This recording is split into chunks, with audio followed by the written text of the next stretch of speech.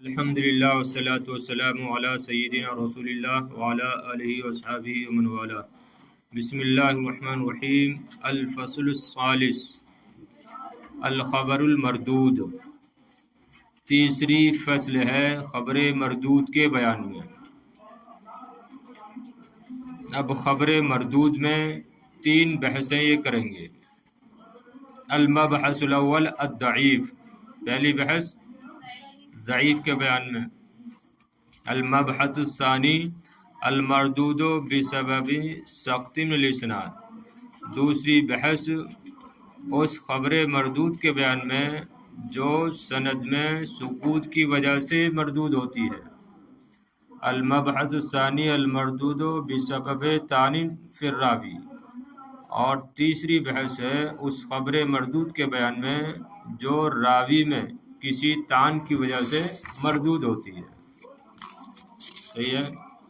تو ابھی تک ہم خبر مقبول کے بارے میں پڑھ رہے تھے، کافی دنوں سے خبر مقبول کی بات چل رہی تھی، اور اس سے پہلے جو ہم نے بحث پڑھی وہ خبر مقبول کی بحث تھی، معمول بھی اور غیر معمول بھی کے لحاظ سے تھی، وہ بھی مقبول ہی، لیکن یہ کہ کبھی اس پر عمل کیا جائے گا کبھی نہیں کیا جائے گا، منسوخ ہوگی تو وہ بھی مقبول ہی، لیکن عمل نہیں کیا جائے گا۔ اسی طریقے سے مختلف اور محکم الحدیث میں جو محکم ہوگی اس پر تو عمل کیا ہی جائے گا، اس طرح مختلف الحدیث میں بھی وہ تطبیق دی جائے گی تو وہ بھی قابل قبول ہوگی۔ اب یہاں سے ان خبروں کے بارے میں بتائیں گے جو ضعیف ہوتی ہیں، جو کسی وجہ سے ضعیف ہوتی ہیں۔ تو ابھی تک اخبار مقبولہ کا بیان تھا، اب یہاں سے اخبار مردودہ کا بیان ہے، یعنی جن کو رد کیا جائے گا۔ تو الخبر المردود، خبر مردود، تو اس کے تحت پہلی فصل میں یعنی تین بحثیں کر رہے ہیں۔ پہلی بحث ضعیف کے بیان میں، دوسری بحث اس خبر مردود کے بیان میں جو سند میں راوی کے ساکت ہونے کی وجہ سے مردود ہوتی ہے، اور تیسری بحث اس خبر مردود کے بیان میں جو راوی میں کسی طعن، کسی خرابی کی وجہ سے مردود ہوتی ہے۔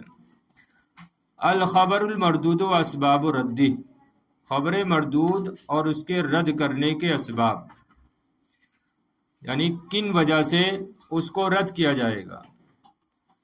تو خبر مردود کہتے کسے ہیں یہ آپ پڑھ بھی چکے ہیں، پھر دوبارہ اس کی تعریف کر رہے ہیں۔ تعریف هو الذی لم یترجح صدق المخبر به، کہ خبر مردود وہ ہے کہ جس میں مخبر کی صداقت راجح نہ ہو۔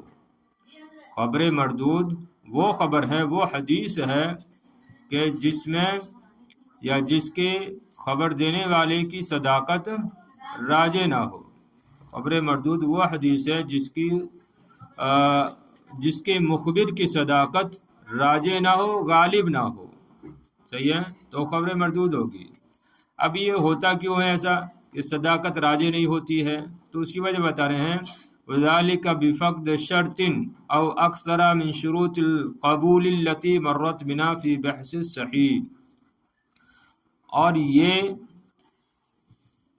کسی ایک شرط کے مفقود ہونے کی وجہ سے ہوتا ہے، یعنی مخبر کی صداقت جو راجح نہیں ہوتی ہے وہ یا تو ایک شرط کے مفقود ہونے کی وجہ سے ہوتی ہے، یا خبر مقبول کی شرطوں میں سے زائد شروط کے مفقود ہونے کی وجہ سے صداقت راجح نہیں ہو پاتی۔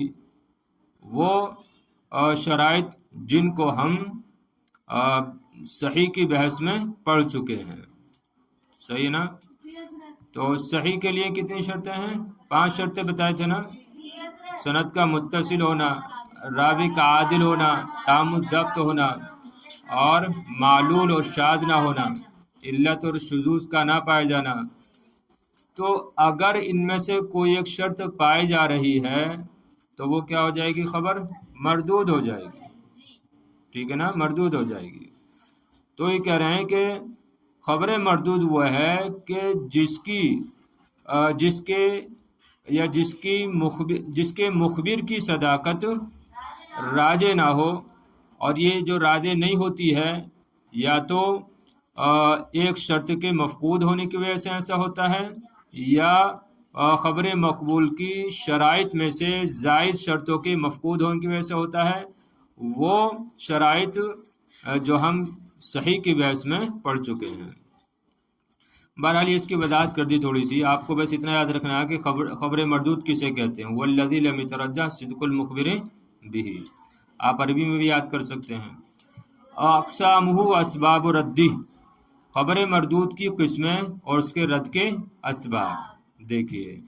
لقد قسم العلماء الخبر المردود الى اقسام كثيرة واطلقوا على كثير من تلك الاقسام اسماء خاصة بها ومنها ما لم يطلقوا عليها اسما خاصا بها بل سموها باسم عام هو الضعيف۔ علماء نے خبر مردود کو بہت ساری قسموں کی طرف تقسیم کیا ہے۔ لفظی ترجمہ تو یہ ہوگا، علماء نے خبر مردود کو الی اقسام کثیرۃ، بہت ساری قسموں کی طرف قسمہ تقسیم کیا ہے۔ تو علماء نے خبر مردود کی بہت زیادہ قسمیں کی ہیں، صحیح ہے نا، بہت زیادہ قسمیں کی ہیں۔ نیچے حاشیے میں لکھی ہیں بلغ بہا بعضهم نحو 40 قسمہ، یعنی 40 سے زیادہ قسمیں محدثین نے کی ہیں خبر مردود کی۔ 40 بہت ہوتی ہیں، ہاں۔ بہرحال تو اتنا آپ یاد رکھیں کہ علماء نے خبر مردود کی بہت زیادہ قسمیں کی ہیں۔ وَأَطْلَقُوا عَلَى كَثِيرٍ مِّن تِلْكَ الْأَقْسَامِ أَسْمَاءً خَاصَّةً بِهَا، اور علماء نے ان میں سے اکثر پر ایک خاص نام کا اطلاق کیا ہے۔ وَأَطْلَقُوا عَلَى كَثِيرٍ مِّن تِلْكَ الْأَقْسَامِ، اور علماء نے ان میں سے اکثر پر اسمان خاصۃ بہا، ایک خاص نام کا اطلاق کیا ہے، یعنی ان میں سے اکثر کا ایک انہوں نے، یعنی ہر ایک کا انہوں نے یا اکثر کا ایک الگ الگ نام رکھا ہے۔ مثلا راوی اگر شروع سے ساکت ہوگا تو اس کو کیا کہیں گے، درمیان سے ہوگا تو اس کو کیا کہیں گے، آخر سے ساکت ہوگا تو اس کو کیا کہیں گے۔ اسی طرح راوی جھوٹا ہے تو اس کی حدیث کو کیا کہیں گے، اگر فاسق ہے تو اس کو کیا کہیں گے، صحیح ہے نا۔ تو اس طریقے سے اکثر حدیثوں کا انہوں نے نام رکھا ہے، وہی کہہ رہے ہیں وَأَطْلَقُوا عَلَى كَثِيرٍ مِّن تِلْكَ الْأَقْسَامِ، اور انہوں نے ان اقسام میں سے اکثر پر ایک خاص نام کا اطلاق کیا ہے۔ وَمِنْهَا مَا لَمْ يُطْلِقُوا عَلَيْهَا اسْمًا خَاصًا بِهَا، اور ان میں سے کچھ وہ ہیں کہ جن پر کسی ایک خاص نام کا اطلاق انہوں نے نہیں کیا ہے، بل سموها باسم عام هو الضعیف، بلکہ انہوں نے ان کا ایک عام نام رکھا اور وہ ضعیف ہے، صحیح نا۔ اور ان میں سے کچھ وہ ہیں کہ جن پر انہوں نے ایک خاص نام کا اطلاق نہیں کیا بلکہ ان پر ایک عام نام کا اطلاق کیا اور وہ کیا ہے، ضعیف ہے۔ تو سیدھا سادہ بلکہ ان کا عام نام رکھا، ان کا عام نام یعنی ضعیف رکھا، صحیح ہے۔ پھر دیکھو ایک بار اور، علماء نے خبر مردود کی بہت زیادہ قسمیں کی ہیں اور ان میں سے اکثر پر ایک خاص نام کا اطلاق کیا ہے، اور ان میں سے کچھ وہ ہیں جن پر کوئی ایک خاص نام کا اطلاق نہیں کیا بلکہ ان پر ایک عام نام یعنی ضعیف کا اطلاق کیا ہے، صحیح ہے نا، یا بلکہ ان کا عام نام یعنی ضعیف رکھا ہے۔ اما اسباب رد الحدیث فکثیرۃ، اب یہ تو ہو گئی اقسام کی بات کہ بہت زیادہ قسمیں خبر مردود کی، صحیح ہے نا، لیکن اسباب ردی کیا ہے، خبر کو جو رد کیا جاتا ہے اس کے اسباب کیا ہے، اس کا بیان ہے۔ دیکھیے توجہ ہے نا، بڑی باریکی سے اور بڑی یعنی ایک دم نیچے سے لے کر چلنے ہیں بات یہ، کیونکہ اگر آپ یہ نہیں سمجھیں گی تو پھر آگے مشکل ہو جائے گا۔ اب جو پڑھیں گے ہم یہ خبر مردود کے بارے میں پڑھیں گے، اور خبر مردود کی پوری بحث بھی نہیں ہوگی کہ ہمارا نصاب مکمل ہو جائے گا، سمجھ رہے نا۔ تو واسباب رد الحدیث فکثیرۃ، رہے حدیث کو رد کرنے کے اسباب تو بہت زیادہ ہیں، یعنی حدیث کو جو رد کیا جاتا ہے اس کے بہت سارے اسباب ہیں، لکنھا ترجع بالجملۃ الی احد سببین رئیسیین ہما سقط من الاسناد طعن فی الراوی۔ تو رہے حدیث کے رد کرنے کے اسباب تو بہت زیادہ ہیں، لیکن وہ تمام مجموعی طور پر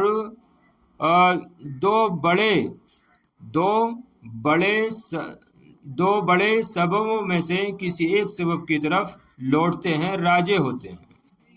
وہ تمام اسباب مجموعی طور پر، لیکن نہا میں ہا کا مرجع یہ اسباب، لیکن وہ تمام اسباب بالجملہ مجموعی طور پر رئیسی یہ نے دو بڑے اسبابوں میں سے کسی ایک کی طرف ترجع لوٹتے ہیں، اور وہ کیا ہیں دو بڑے اسباب؟ سقط من الاسناد طعن فی الراوی، یعنی اسناد میں کسی راوی کا ساکت ہونا، چھوٹ جانا، یا دوسرا سبب کیا ہے راوی میں کوئی کسی خرابی کا ہونا، طعن کا ہونا، خرابی کا ہونا۔ توجہ ہے؟ دیکھیں خبر جو مردود ہوتی ہے، حدیث جو مردود ہوتی ہے، وہ یہی دو سبب ہیں، اہم سبب یہ دو ہی ہیں کہ یا تو وہ حدیث مردود ہوگی اس وجہ سے کہ راوی میں وہ سند میں کوئی راوی جو ہے ساکت ہوگا۔ اب اس میں جو ہے اس کی مختلف صورتیں آپ پڑھیں گی، کبھی درمیان سے ہوگا، کبھی شروع سے ہوگا، کبھی آخر سے ہوگا، کبھی ایک راوی ساکت ہوگا، کبھی دو ہوں گے، کبھی تین ہوں گے، کبھی تین سے زائد ہوں گے۔ تو یہ ساری قسمیں کس سے نکلیں گی؟ اسی صورت سے۔ اسی طرح راوی میں طعن، راوی میں خرابی، تو راوی میں خرابی بہت طریقے کی ہوتی ہیں، تو اگر کسی بھی طریقے کی خرابی پائی جائے گی وہ مردود ہوگی، لیکن اب اس پر نام جو ہے رہے حدیث کو رد کرنے کے اسباب تو بہت زیادہ ہیں، لیکن وہ تمام کے تمام بالجملہ مجموعی طور پر دو بڑے سببوں کی طرف لوٹتے ہیں۔ ان میں سے ایک سبب سند میں کسی راوی کا ساکت ہو جانا، اور دوسرا سبب ہے راوی میں کوئی کسی خرابی کا پایا جانا۔ وتحت کل من هذین السببین انواع متعددۃ، ان دونوں سببوں میں سے ہر سبب کے تحت متعدد قسمیں آتی ہیں، ان دونوں سببوں میں سے ہر ایک کے تحت انواع متعددۃ متعدد قسمیں آتی ہیں۔ سأتکلم عنہا بابحاث مستقلۃ مفصلۃ انشاء اللہ تعالی، میں ان میں سے ہر ایک کے بارے میں ایک مستقل مفصل بحث میں گفتگو کروں گا انشاءاللہ تعالی، مبتدئا ببحث الضعیف، ضعیف کی بحث سے ابتدا کرتے ہوئے، الذی یعتبر هو الاسم العام لنوع المردود، جس کو خبر مردود کی قسم کے لیے عام نام شمار کیا جاتا ہے۔ مبتدئا شروع کرتے ہوئے ضعیف کی بحث سے جو خبر مردود کی قسم کے لیے عام نام شمار کیا جاتا ہے۔ المبحث الاول الضعیف، ضعیف تعریف و اس کی تعریف۔ لغتاً ضد الضعیف، الضعیف ضعیف پہلی بحث کس کے بارے میں ہے؟ ضعیف کے بیان میں۔ تعریف اس کی تعریف، لغتاً ضد القوی، والضعف حسی و معنوی، والمراد به ہنا الضعف المعنوی۔ ضعیف لغتاً قوی کی ضد ہے، الضعیف ضد القوی، الضعیف کس کی ضد ہے؟ قوی کی، مضبوط کی ضد ہے۔ اور الضعف حسی و معنوی، ضعف ضاد کے فتح کے ساتھ پڑھتے ہیں، اور ضعف یہ کبھی حسی ہوتا ہے کبھی معنوی ہوتا ہے، ضعف حسی ہوتا ہے کبھی معنوی ہوتا ہے۔ حسی یعنی احساس ہو جس کا، معنوی یعنی جس کا احساس نہ ہو۔ تو ضعف کبھی حسی ہوتا ہے کبھی معنوی ہوتا ہے۔ والمراد به ہنا الضعف المعنوی، لیکن یہاں پر کیا مراد ہے ضعف سے؟ ضعف معنوی۔ کہ ایسا نہیں ہے کہ اس کا احساس ہو رہا ہو، حدیث میں کوئی کمزوری ہے تو وہ دیکھنے میں یا چھونے میں نہیں آتی ہے، بلکہ یہاں پر کمزوری کیسے ہوتی ہے؟ معنوی ہوتی ہے۔ تو ضعیف یا قوی کی ضد ہے، اور ضعف حصی ہوتا ہے اور معنوی بھی ہوتا ہے، اور یہاں پر اس سے مراد ضعف سے مراد ضعف معنوی ہے، کمزوری، معنوی کمزوری ہے۔ اصطلاحاً ہوا ما لم یجمع صفت الحسنی بفقد شرط من شروطی، ما لم یجمع صفت الحسن، اس کو مفعول بنائیں گے صفت الحسن کو، فاعل کون بنے گا؟ ضعیف۔ اصطلاح ضعیف اصطلاح میں، اصطلاح محدثین میں اس حدیث کو کہتے ہیں جو حسن کی صفت کو جمع نہ کرے، جو حسن کی صفت کو جامع نہ ہو، ایسے کر لیں، جو صفت کی حسن کی صفت کو جامع نہ ہو، بفقد شرط من شروطی، حسن کے شروط میں سے کسی شرط کے مفقود ہونے کی وجہ سے۔ تو ضعیف وہ حدیث ہے جو حسن کی صفت کو جامع نہ ہو، حسن کے شروط میں سے کسی ایک شرط کے مفقود ہونے کی وجہ سے۔ اب حسن کے کیا شرائط ہیں وہ آپ کو معلوم ہیں، وہ جو صحیح کے شرائط ہیں وہی حسن کے ہیں، بس یہ کہ ضبط خفیف ہوتا ہے۔ قال البیقونی فی منظومتہ، امام بیقونی نے اپنی منظومہ میں کہا، کس کی تعریف کرتے ہوئے؟ ضعیف کی تعریف کرتے ہوئے، وَكُلُّ مَا عَنْ رُتْبَةِ الْحَسَنِ قَصُرُ فَهُوَ الضَّعِيفُ وَهُوَ أَقْسَامٌ كَثُرُ، وَكُلُّ مَا عَنْ رُتْبَةِ الْحَسَنِ قَصُرُ، کہ ہر وہ حدیث جو حسن کے رتبے سے قاصر ہو جائے، قاصر رہ جائے، تو وہ ضعیف ہے، وہ اقسام کثر، اور اس کی اقسام بہت زیادہ ہیں، اور اس کی بہت زیادہ قسمیں ہیں۔ تو ہر وہ حدیث جو حسن کے رتبے سے، مرتبے سے قاصر رہ جائے تو وہ ضعیف ہے، اور اس کی قسمیں بہت زیادہ ہیں۔ تفاوتہ، اس کا مختلف ہونا، اس کے ضعیف کے درجات کا مختلف ہونا، یعنی ساری ضعیف حدیثیں ایک درجے کی نہیں ہیں بلکہ مختلف ہیں، اسی کی وضاحت کر رہے ہیں۔ وَيَتَفَاوَتُ ضَعْفُهُ بحسب شدت ضعف رواته وخفته كما يتفاوت الصحیح، آپ نے صحیح کے مراتب پڑھے تھے، 7 مراتب پڑھے تھے نا، تو ویسے ہی ضعیف کے بھی مراتب ہوتے ہیں، کوئی بہت زیادہ ضعیف ہوتی ہے، کوئی کم ضعیف ہوتی ہے، کوئی اس سے بھی کم ضعیف ہوتی ہے، اور کوئی بہت زیادہ، سب سے زیادہ ضعیف ہوتی ہے۔ تو دیکھیے اسی کی بات کر رہے ہیں، وَيَتَفَاوَتُ ضَعْفُهُ، اور حدیث ضعیف، حدیث کا ضعف، حدیث کی کمزوری مختلف ہوتی ہے، بحسب شدت ضعف رواته، اس حدیث کے راویوں کے شدت ضعف اور ان کی خفت کے اعتبار سے، کما تفاوت الصحیح، جیسا کہ حدیث صحیح مختلف ہوتی ہے اور اس کے درجات مختلف ہوتے ہیں۔ تو ضعفہ میں ہا کا مرجع حدیث، تو حدیث کا ضعف، حدیث کی کمزوری مختلف ہوتی ہے، رواتی میں ہا کا مرجع بھی حدیث کے راویوں کے شدت ضعف و خفتی، اور ان کے ہلکا پن یا ان کی خفت کے اعتبار سے، بحسب اعتبار سے۔ تو حدیث کا ضعف مختلف ہوتا ہے حدیث کے راویوں کے شدت ضعف اور خفت ضعف کے اعتبار سے، کما تفاوت الصحیح، جیسا کہ صحیح حدیث متفاوت ہوتی ہے، مختلف ہوتی ہے، اس کے درجات مختلف ہوتے ہیں۔ تو اب اس کا نتیجہ کیا نکلا؟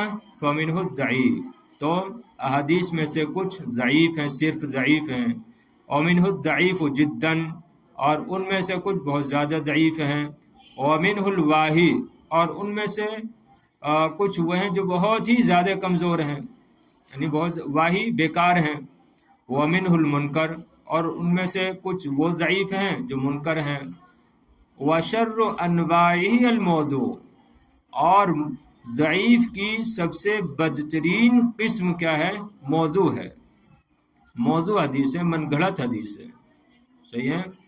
تو ان میں سے ضعیف ہیں، اور ان میں سے کچھ وہ ہیں جو بہت ضعیف ہیں، وَمِنْهُ الْوَاہِی، اور ان میں سے کچھ وہ ہیں جو بہت ہی بیکار ہیں، اور ان میں سے کچھ منکر ہیں، وَشَرُّ أَنْوَاعِ الْمَوْضُوع، اور ضعیف کی سب سے بدترین قسموں میں سے موضوع ہے۔